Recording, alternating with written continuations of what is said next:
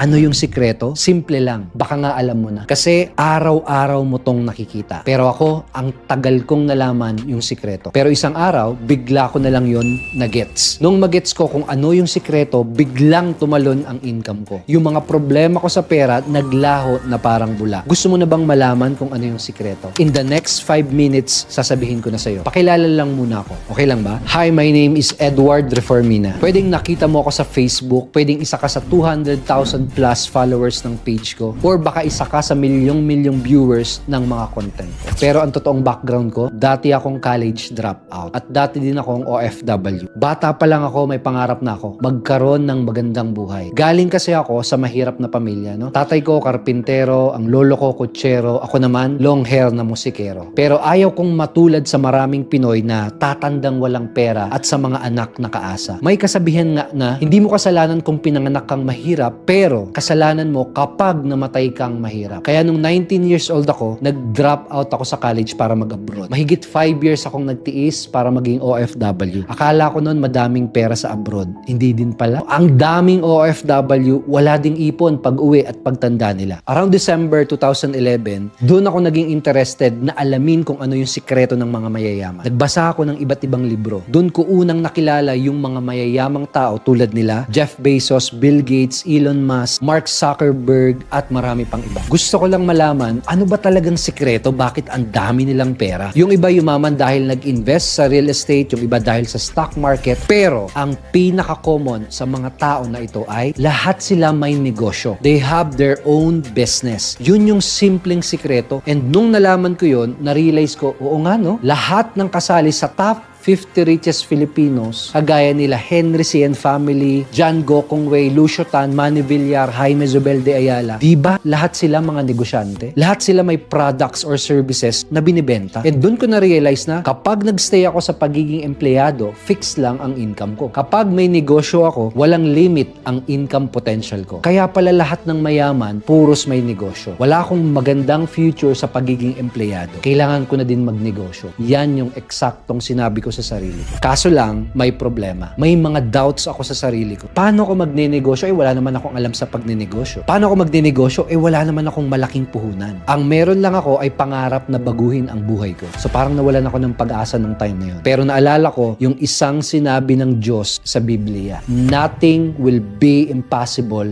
with God. Walang imposible. Kaya pinagdasal ko lahat ng pangarap ko at nagtiwala ako sa Kanya na walang imposible. Kaya sunod na ginawa ko,